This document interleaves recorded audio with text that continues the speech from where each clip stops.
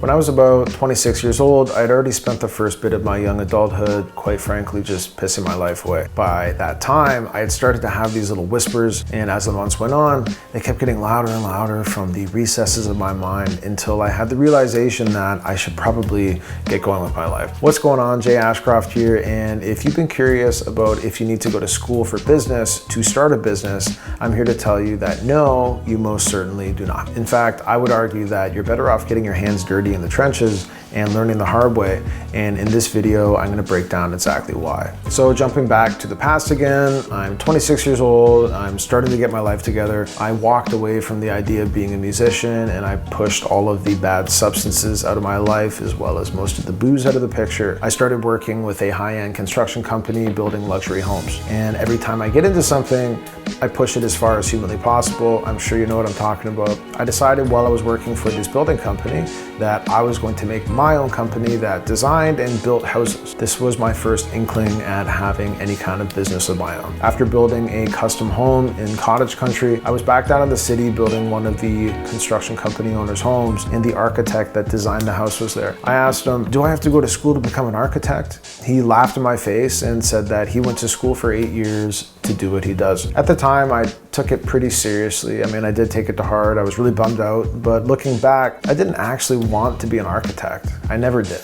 What I wanted at that time was to design and build houses. And I've now realized that if I still wanted to do that, I could. Anyway, shortly after that chat, I tried architectural technologist school for a few months, but I realized really quickly that it just wasn't for me. I mean, I remember as clear as day, I would be sitting at that crappy PC computer, clicking lines. I felt like I was wasting my life away. It was making me really anxious, and I was getting scared about the fact that I would have to spend the rest of my life doing this. When I was graduating from high school, my dad asked me what I wanted as a gift, and I didn't realize that graduation gifts were a thing. So I told him that I wanted a guitar neck, and he said, do not put all of your eggs in one basket. So instead, I opted for the Nikon camera because photography was another interest of mine. Well, all these years later, I'm having a hard time in architectural school. I'm not interested in it. I'm feeling lost. I still had that Nikon camera. I pick it up, and the failure in the home building job and then the failure in the architecture school led me right back to that beautiful little box that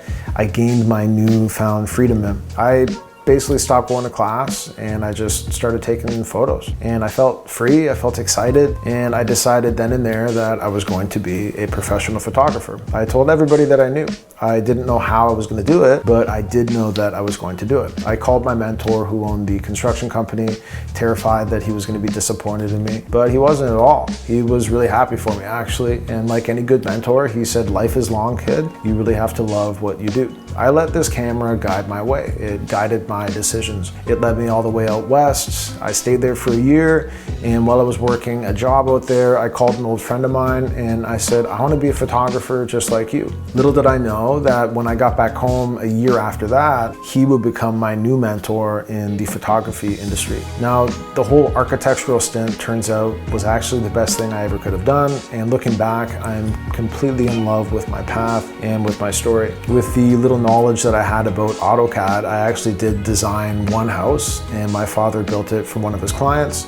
And my time working with the construction company mentor taught me how to be a good man, how to be selfless, and how to work hard to create the life that I want with my bare hands. It also gave me impeccable taste in the realm of building. Now, years later, I spent the time with a photography mentor, and he taught me everything that I knew. And then I learned filmmaking on my own time and my own dime. Naturally, opportunities started to come my way, and within a matter of a couple of years, I somehow managed to build a six-figure content creation business. Now, flashing way back, I went to university for art, and at the time it was kind of a joke. I mean, I didn't know why I did it at the time, and anyone I talked to rolled their eyes when I told them what I was studying. Before I started my business, I didn't have a business bone in my body. I mean, I was an art school kid.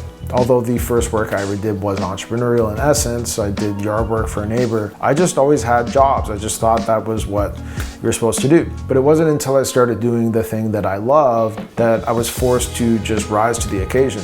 I wanted to make that thing work. I wanted to make money taking pictures and making videos. So I got to researching, I read books, I watched YouTube videos, and I spent tens of thousands of dollars on online courses and coaching programs. I taught myself how to trade my skills for profits. And during the hardest times of my business growth, the love for what I was doing always pushed me through to the next plateau. I found all the resources that I needed online to build a custom job for myself. And as I look back and I connect the dots, I feel super grateful that I made all these little decisions, even though at the time I thought I was being an idiot. Everything that I've done and everything that you've done has built up a rich collection of evergreen skills that are applicable to the business that we do every single day. So if you're good at something and you love something, just make a business out of it. Do it for free at first, for as long as you have to, and then at some point you're gonna make your first $200 and then your first $2,000, and then you're gonna make your first $200,000. Look for mentorship, lean into people who have already done or are currently doing exactly what it is that you wanna be doing. Ask for their advice, ask to work for them for free, and just be a sponge throughout that entire process. I promise you, it is not as complicated as you think. All you have to do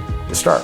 And today, it can all start with one single phone call to an old friend, just like it did for me. Anyways, that's it for this one. Thank you so much for watching. I hope that this has helped you to kind of think about what it means to have your own business in a different way than you have been before. And to summarize, no, you do not actually have to go to school for business to start a business. If you did go to school for business, or you currently are, then that's awesome. I kind of wish that I did. Keep working hard. Just know that theory is only half of it, and don't forget to get your hands a little dirty when all is said and done. If you like this video, then like it, subscribe if you want to see more, and thanks again for watching. I'll see you later.